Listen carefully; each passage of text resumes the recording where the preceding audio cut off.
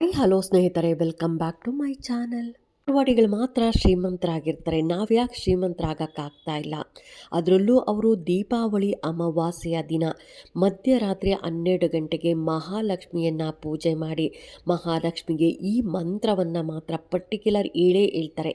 ಈ ಮಂತ್ರವನ್ನು ಹೇಳಿ ಅವರು ಈ ಕೆಂಪು ಪೋಟಲಿ ಅಂದರೆ ಕೆಂಪು ಬಟ್ಟೆಯಲ್ಲಿ ಈ ವಸ್ತುಗಳನ್ನೆಲ್ಲ ಹಾಕಿ ಅವರು ಗಂಟು ಕಟ್ಟಿ ಮಹಾಲಕ್ಷ್ಮಿ ಮುಂದೆ ಇಟ್ಟು ಪೂಜೆಯನ್ನು ಮಾಡಿ ಮಂತ್ರವನ್ನು ಹೇಳಿ ನಂತರ ಅದನ್ನು ಕ್ಯಾಶ್ ಬಾಕ್ಸಲ್ಲಿ ಇಡ್ತಾರೆ.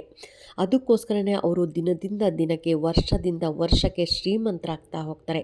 ಹಾಗಾಗಿ ಆ ಗುಟ್ಟು ಯಾವುದು ಅಂತ ಕೂಡ ನಿಮಗೆ ಈ ವರ್ಷ ತಿಳಿಸ್ಕೊಡ್ತಾ ಇದ್ದೀನಿ. ಯಾಕೆಂದರೆ ನಾವು ಕೂಡ ಅವ್ರ ಥರ ಶ್ರೀಮಂತರಾಗಬೇಕು ಅನ್ನೋದಾದರೆ ನೀವು ದೀಪಾವಳಿ ಅಮಾವಾಸ್ಯೆಯ ದಿನ ರಾತ್ರಿ 12 ಗಂಟೆಗೆ ಸರಿಯಾಗಿ ಈ ಕೆಲಸವನ್ನು ಮಾಡಬೇಕಾಗತ್ತೆ. ಇನ್ನು ಅಮಾವಾಸ್ಯೆಯ ತಿಥಿ ಎಷ್ಟು ಗಂಟೆಗೆ ಪ್ರಾರಂಭ ಆಗುತ್ತೆ, ಹಾಗೆಯೇ ಎಷ್ಟು ಗಂಟೆಗೆ ಮುಕ್ತಾಯ ಆಗುತ್ತೆ, ನಾವು ಯಾವ ಮಂತ್ರವನ್ನು ಹೇಳಬೇಕು ಅಂತ ಕೂಡ ತಿಳಿಸ್ಕೊಡ್ತಾ ಇದ್ದೀನಿ. ಈ ವರ್ಷ ನಮಗೆ 2 ದಿನ ಅಮಾವಾಸ್ಯೆ ಬಂದಿದೆ. ತುಂಬ ಜನಕ್ಕೆ ಕನ್ಫ್ಯೂಷನ್ ಅಂದರೆ ಇದೇನೆ. ಅಂದರೆ 25ನೇ ತಾರೀಕು ಆಚರಣೆ ಮಾಡಬೇಕಾ ಅಥವಾ 21ನೇ ತಾರೀಕು ಆಚರಣೆ ಮಾಡಬೇಕಾ ಅಂತ ತುಂಬ ಜನಕ್ಕೆ ಗೊಂದಲ ಇದೆ. ಹಾಗಾಗಿ ನಮಗೆ ಈ ಸಾರಿ ಅಮಾವಾಸ್ಯೆ 20ನೇ ತಾರೀಕು ಸೋಮವಾರ ಮಧ್ಯಾಹ್ನ 3 ಗಂಟೆ 45 ನಿಮಿಷಕ್ಕೆ ಪ್ರಾರಂಭ ಆಗುತ್ತೆ. ಮರುದಿನ ಅಂದರೆ ಅಕ್ಟೋಬರ್ 21ನೇ ತಾರೀಕು ಮಂಗಳವಾರ ಸಂಜೆ 5 ಗಂಟೆ 50 ನಿಮಿಷಕ್ಕೆ ಮುಕ್ತಾಯ ಆಗುತ್ತೆ. ನಾವು ದೀಪಾವಳಿ ಹಬ್ಬವನ್ನು ನಾವು 20ನೇ ತಾರೀಕು ಆಚರಣೆಯನ್ನು ಮಾಡಬೇಕಾಗತ್ತೆ. ಯಾಕೆ ಅನ್ನೋದಾದರೆ ಆಶ್ವೀಜ ಅಮಾವಾಸ್ಯೆಯ ಮೊದಲ ದಿನವು ಪ್ರದೋಷ ಮತ್ತು ನಿಶ್ಚಿತ ಮುಹೂರ್ತದಲ್ಲಿ ಬರುತ್ತೆ.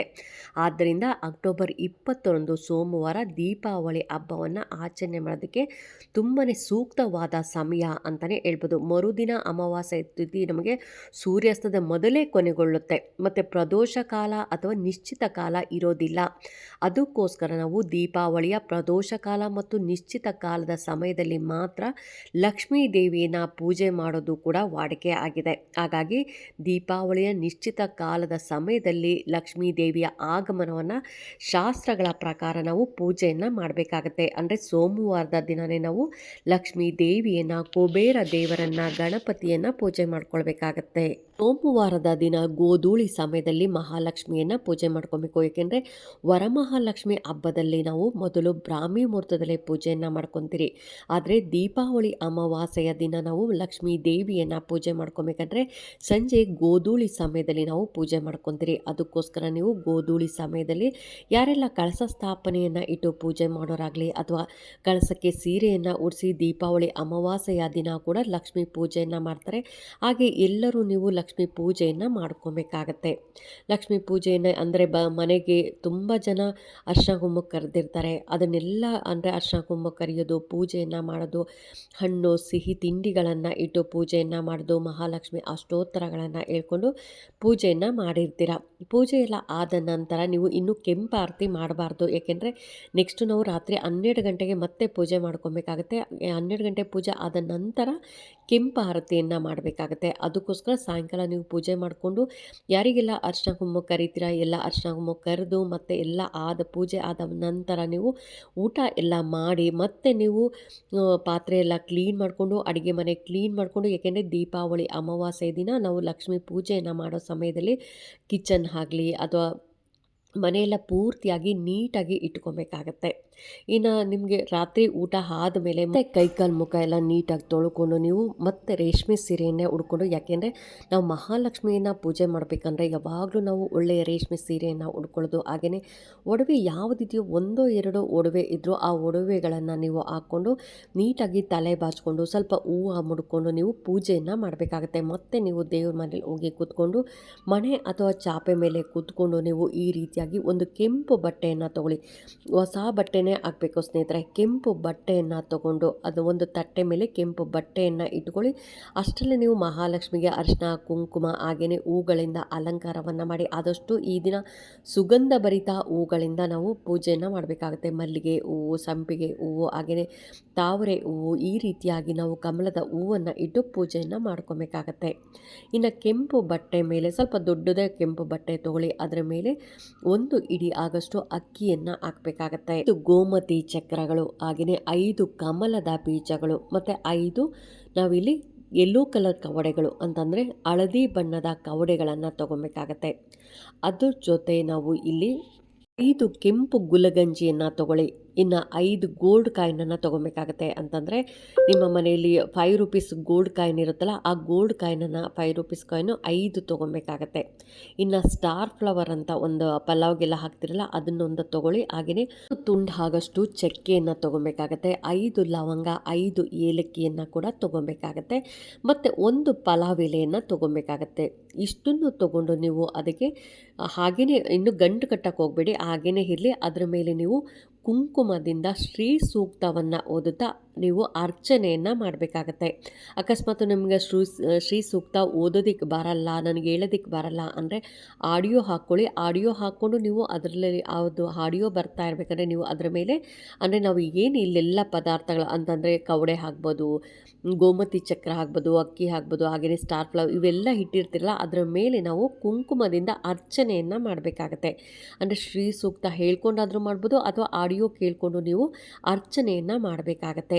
ನಂತರ ಅರ್ಚನೆ ಎಲ್ಲ ಆದಮೇಲೆ ಅದನ್ನು ಗಂಟು ಕಟ್ಟಿ ಏನು ಎಲ್ಲ ಕೆಂಪು ಬಟ್ಟೆಯಲ್ಲಿ ಗಂಟು ಕಟ್ಟಿ ನೀವು ಮಹಾಲಕ್ಷ್ಮಿಯ ಫೋಟೋ ಮುಂದೆ ಇಡಬೇಕಾಗತ್ತೆ. ಈ ದಿನ ಯಾವುದೇ ಕಾರಣಕ್ಕೂ ನೀವು ತುಪ್ಪದ ದೀಪವನ್ನು ಹಚ್ಚೋದು ಮಾತ್ರ ಮಿಸ್ ಮಾಡಿಬಿಡಿ. ಏಕೆಂದರೆ ಒಂದಾದರೂ ತುಪ್ಪದ ದೀಪವನ್ನು ಹಚ್ಚಬೇಕಾಗತ್ತೆ. ಆದಷ್ಟು ಎಷ್ಟು ಆಗುತ್ತೋ ಅಷ್ಟು ನೀವು ಬೆಸ ಸಂಖ್ಯೆಯಲ್ಲಿ ಮನೆಯಲ್ಲೆಲ್ಲ ಪೂರ್ತಿಯಾಗಿ ದೀಪಗಳನ್ನು ಹಚ್ಚಿ.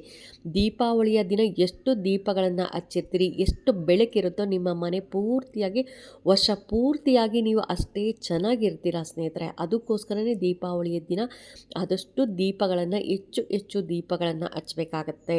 ಕೆಂಪು ಗಂಟನ್ನು ನೀವು ಮಹಾಲಕ್ಷ್ಮಿ ಫೋಟೋ ಮುಂದೆ ಇಟ್ಟು ನೀವು ಅಮ್ಮನನ್ನು ಬೇಡ್ಕೊಳ್ಳಿ. ಅಮ್ಮ, ನನ್ನ ಎಲ್ಲ ಪ್ರಾಬ್ಲಮ್ಸನ್ನು ಇವತ್ತೇ ಕೊನೆ ಆಗಲಿ, ಇವತ್ತಿನಿಂದ ನನಗೆ ಹೊಸ ಬೆಳಕನ್ನು ಕೊಡಮ್ಮ, ಹೊಸ ಜೀವನವನ್ನು ಕೊಡಮ್ಮ ಅಂತ ನೀವು ಬೇಡ್ಕೊಬೇಕಾಗತ್ತೆ. ಬೇಡ್ಕೊಂಡು ನೀವು ಕನಕದಾರ ಸ್ತೋತ್ರವನ್ನು ನಂತರ ನೀವು ಯಾಕೆಂದರೆ ಶ್ರೀ ಸೂಕ್ತ ಅಂತೂ ಹೇಳಲೇಬೇಕು ಅಥವಾ ಕೇಳಿಸ್ಕೊಂಡ್ಲೇಬೇಕಾಗತ್ತೆ. ನಂತರ ನಿಮಗೆ ಕನಕದಾರ ಸ್ತೋತ್ರ ಹೇಳಕ್ಕೆ ಬರುತ್ತೆ ಅಂದರೆ ಕನಕದಾರ ಸ್ತೋತ್ರ ಹೇಳಿ, ಲಲಿತ ಸಹಸ್ರನಾಮ ಬರುತ್ತೆ ಅಂದರೆ ಅದನ್ನು ಹೇಳಿ, ಅಥವಾ ಮಹಾಲಕ್ಷ್ಮಿ ಅಷ್ಟೋತ್ತರ ಬರುತ್ತೆ ಅನ್ನೋದಾದರೆ ಅದನ್ನು ಕೂಡ ಹೇಳ್ಕೊಬೋದು. ಅಥವಾ ಏನೂ ನನಗೆ ಹೇಳಕ್ಕೆ ಬರಲ್ಲ ಅಂದರೆ ಓಂ ಮಹಾಲಕ್ಷ್ಮೀ ನಮಃ, ಓಂ ಶ್ರೀಂ ಮಹಾಲಕ್ಷ್ಮೀ ನಮಃ ಅಂತ ಕೂಡ ಹೇಳ್ಬೋದು. ಇದನ್ನು ಹೇಳ್ಕೊತ ನೀವು ಪೂಜೆಯನ್ನು ಮಾಡಬೇಕಾಗತ್ತೆ. ಗಂಧದ ಕಡ್ಡಿಯಿಂದ, ಕರ್ಪೂರದಿಂದ, ತುಪ್ಪದ ಆರತಿಯಿಂದ ನೀವು ದೀಪಗಳನ್ನು ಬೆಳಗಿ ನೀವು ಪೂಜೆಯನ್ನು ಮಾಡಬೇಕಾಗತ್ತೆ. ಆದಷ್ಟು ಸಿಹಿ ತಿಂಡಿಗಳನ್ನು ಇಡಿ ಸ್ನೇಹಿತರೆ. ಎಷ್ಟು ಸಿಹಿ ತಿಂಡಿಗಳನ್ನು ಅಂದರೆ ನಾವು ದೀಪಾವಳಿ ಅಮಾವಾಸ್ಯೆ ದಿನ ಮಹಾಲಕ್ಷ್ಮಿನ ಪೂಜೆ ಮಾಡ್ಕೊಬೇಕಾದ್ರೆ ಆದಷ್ಟು ಸಿಹಿ ತಿಂಡಿಗಳನ್ನು ಇಟ್ಟು ಪೂಜೆ ಮಾಡ್ಕೊಳ್ಳೋದು, ಸುಗಂಧ ಭರಿತ ಹೂಗಳಿಂದ ನಾವು ಪೂಜೆಯನ್ನು ಮಾಡ್ಕೊಳ್ಳೋದು, ಮಂತ್ರಗಳಿಂದ ನಾವು ಪೂಜೆಯನ್ನು ಮಾಡಿಕೊಂಡ್ರೆ ತುಂಬಾ ಒಳ್ಳೆಯದಾಗತ್ತೆ. ಇನ್ನು ಪೂಜೆ ಎಲ್ಲ ಆದ ನಂತರ ನೀವು ಎಲ್ಲ ದೇವ್ರ ಮನೇಲಿ ಪೂಜೆ ಎಲ್ಲ ಆದ ನಂತರ ಒಂದು 10 ನಿಮಿಷ ಅಲ್ಲೇ ಕೂತ್ಕೊಂಡು, ಏಕೆಂದರೆ ನಿಮ್ಗೆ ಎಷ್ಟೇ ಕಷ್ಟ ಇದ್ದರೂ ರಾತ್ರಿ 12 ಗಂಟೆಗೆ ಪೂಜೆ ಮಾಡಲೇಬೇಕಾಗತ್ತೆ. ಏಕೆಂದರೆ ನಾವು ಎಷ್ಟೋ ವರ್ಷಗಳಿಂದ ಕಷ್ಟದಿಂದ ಬಳಲ್ತಾ ಇದ್ದೀರಿ, ನನಗೆ ದುಡ್ಡಿಲ್ಲ, ನನಗೆ ಅದಿಲ್ಲ, ಮನೆ ಇಲ್ಲ, ಆಸ್ತಿ ಇಲ್ಲ ಅಂತ ತುಂಬ ಜನ ಬಳಲ್ತಾ ಇರ್ತೀರಿ. ಒಂದು ದಿನ ನೀವು ನಿಮಗೋಸ್ಕರ ನೀವು ರಾತ್ರಿ 12 ಗಂಟೆ ಗಂಟ ಎದ್ದಿದ್ದು, ಅದರಲ್ಲೂ ದೀಪಾವಳಿ ಅಮಾವಾಸ್ಯೆಯ ದಿನ ನೀವು ಅಕಸ್ಮಾತ್ ದೀಪಾವಳಿ ಅಮಾವಾಸ್ಯೆ ದಿನ ನಂಗೆ ಪೀರಿಯಡ್ಸ್ ಆಗಿತ್ತು ಮಾಡೋಕ್ಕಾಗಲಿಲ್ಲ ಅನ್ನೋರು ನೀವು ನೆಕ್ಸ್ಟ್ ಅಮಾವಾಸ್ಯೆಯ ದಿನ ಕೂಡ ಮಾಡ್ಕೊಬೋದು ಸ್ನೇಹಿತರೆ. ಆದರೆ ದೀಪಾವಳಿ ಅಮಾವಾಸ್ಯೆ ತುಂಬಾ ಪವರ್ಫುಲ್ ಆಗಿರುತ್ತೆ. ಮಾರ್ವಾಡಿಗಳು ಎಲ್ಲರೂ ನೋಡಿ, ಎಲ್ಲರೂ ದೀಪಾವಳಿ ಅಮಾವಾಸ್ಯೆಯ ದಿನ ರಾತ್ರಿ 12 ಗಂಟೆಗೆ ಪೂಜೆ ಮಾಡ್ಕೊತಾರೆ ಸ್ನೇಹಿತರೆ. ಅದಕ್ಕೋಸ್ಕರ ಈ ವರ್ಷವೂ ಕೂಡ ನಾನು ಹೋದ ವರ್ಷ ಕೂಡ ತಿಳಿಸಿದೆ, ಆಗಲೇ ಸುಮಾರು 2 ವರ್ಷದಿಂದ ನಾನು ಇದನ್ನು ಹೇಳ್ತಾನೆ ಬಂದಿದ್ದೀನಿ. ಈ ವರ್ಷ ಕೂಡ ತಿಳಿಸ್ಕೊಡ್ತಾ ಇದ್ದೀನಿ. ನೀವು ದೀಪಾವಳಿ ಅಮಾವಾಸ್ಯೆ ದಿನ ರಾತ್ರಿ 12 ಗಂಟೆಗೆ ಪೂಜೆ ಮಾಡಿ ನೋಡಿ ನಿಮ್ಮಲ್ಲಿ ಎಷ್ಟು ಬದಲಾವಣೆ ಆಗುತ್ತೆ ಅಂತ. ಇಷ್ಟು ವರ್ಷ ನಾನು ಮಾಡೇ ಇಲ್ಲ ಅನ್ನೋರು ಅಟ್ಲೀಸ್ಟ್ ಈ ವರ್ಷ ಮಾಡಿ ನೋಡಿ ನಿಮ್ಮಲ್ಲಿ ಎಷ್ಟು ಚೇಂಜಸ್ ಆಗುತ್ತೆ ಅಂತ ನಿಮಗೆ ಗೊತ್ತಾಗುತ್ತೆ ಸ್ನೇಹಿತರೆ. ಇನ್ನು ಪೂಜೆ ಎಲ್ಲ ಆದಮೇಲೆ ಒಂದು ಅರ್ಧ ಗಂಟೆ ಬಿಟ್ಟು ನಂತರ ಆ ಗಂಟನ್ನು ತೊಗೊಂಡೋಗಿ ನೀವು ಅಮಾವಾಸ್ಯೆಯ ದಿನವೇ ನೀವು ನಿಮ್ಮ ಕ್ಯಾಶ್ ಬಾಕ್ಸಲ್ಲಿ ಇಡಬೇಕಾಗುತ್ತೆ ಸ್ನೇಹಿತರೆ. ಮುಂದಿನ ವರ್ಷದ ತನಕ ಅದು ಕ್ಯಾಶ್ ಬಾಕ್ಸಲ್ಲೇ ಇರಲಿ. ಈ ರೀತಿಯಾಗಿ ಅಕಸ್ಮಾತ್ ನಮ್ಮ ಮನೆಯಲ್ಲಿ ಕವಡೆ ಇದೆ ಅಥವಾ ಗೋಮತಿ ಚಕ್ರ ಇದೆ, ಯೂಸ್ ಮಾಡ್ಬೋದಂದರೆ ಖಂಡಿತ ನಿಮ್ಮ ಮನೆಯಲ್ಲಿದ್ದರೆ ನೀವು ಅದನ್ನೇ ಯೂಸ್ ಮಾಡಿ. ಅಕಸ್ಮಾತ್ ಇರಲಿಲ್ಲ ಅಂದರೆ ಮಾತ್ರ ನೀವು ಅಂಗಡಿಯಿಂದ ತೊಗೊಂಬಂದು ಪೂಜೆಯನ್ನು ಮಾಡಬೇಕಾಗತ್ತೆ. ಈ ರೀತಿಯಾಗಿ ನೀವು ಮಾರ್ವಾಡಿಗಳು ಮಾಡುವಂಥ ಈ ಒಂದು ಉಪಾಯವನ್ನು ತಿಳಿಸ್ಕೊಟ್ಟಿದ್ದೀನಿ. ಎಲ್ಲರೂ ಮಾಡ್ಕೊಳ್ಳಿ. ಎಲ್ಲರೂ ಕೂಡ ನಾವು ಕೂಡ ಮಾರ್ವಾಡಿಗಳ ಥರ ಶ್ರೀಮಂತರಾಗೋಣ ಅಂತ ಹೇಳ್ತಾ ಈ ವಿಡಿಯೋ ಹೇಗೆ ಅನ್ನಿಸ್ತು ಅಂತ ಕಾಮೆಂಟ್ ಸೆಕ್ಷನಲ್ಲಿ ಕಾಮೆಂಟ್ ಮಾಡಿ, ಲೈಕ್ ಮಾಡಿ, ಶೇರ್ ಮಾಡಿ. ಇನ್ನೂ ನನ್ನ ಚಾನಲ್ಗೆ ಯಾರೆಲ್ಲ ಸಬ್ಸ್ಕ್ರೈಬ್ ಮಾಡದೆ ಹಾಗೆ ನೋಡ್ತಾ ಇದ್ದರೆ ಎಲ್ಲರೂ ಸಬ್ಸ್ಕ್ರೈಬ್ ಮಾಡ್ಕೊಳ್ಳಿ. ಪಕ್ಕದಲ್ಲಿರೋಂಥ ಬೆಲ್ ಐಕಾನ್ ಪ್ರೆಸ್ ಮಾಡೋದ್ರಿಂದ ನಾನು ಹಾಕೋ ವಿಡಿಯೋಗಳೆಲ್ಲ ಬೇಗ ಬಂದು ತಲುಪುತ್ತೆ. ಈ ವಿಡಿಯೋಗೆ ಒಂದು ಲೈಕ್ ಕೊಡೋದನ್ನು ಮಾತ್ರ ಮಿಸ್ ಮಾಡಿಬಿಡಿ. ಅದ್ರ ಜೊತೆ ನೀವು ಆದಷ್ಟು ಎಷ್ಟು ಜನಕ್ಕೆ ಶೇರ್ ಮಾಡ್ತೀರಾ ಆದಷ್ಟು ಹೆಚ್ಚು ಹೆಚ್ಚು ಜನಗಳಿಗೆ ಶೇರ್ ಮಾಡಿದ್ರೆ ಅದರ ಪುಣ್ಯ ಫಲ ಕೂಡ ನಮಗೆ ಬರುತ್ತೆ ಸ್ನೇಹಿತರೆ. ಏಕೆಂದರೆ ಅವರೂ ತಿಳ್ಕೊಂಡು ಅವರೂ ಪೂಜೆ ಮಾಡಿ ನಾನು ಈ ಥರದ್ದು ವಿಡಿಯೋ ನೋಡಿದೆ ಇವ್ರ ಕಡೆಯಿಂದ ನನಗೆ ಅದರಿಂದ ಒಳ್ಳೆಯದಾಯಿತು ಅಂತ ನಿಮಗೆ ಹರಿಸ್ತಾರೆ, ನಿಮ್ಮ ಮಕ್ಕಳಿಗೆ ಹರಿಸ್ತಾರೆ. ಅದಕ್ಕೋಸ್ಕರನೇ ಹೆಚ್ಚು ಹೆಚ್ಚು ಶೇರ್ ಮಾಡಿ ಅಂತ ಹೇಳ್ತಾ ಥ್ಯಾಂಕ್ ಯು.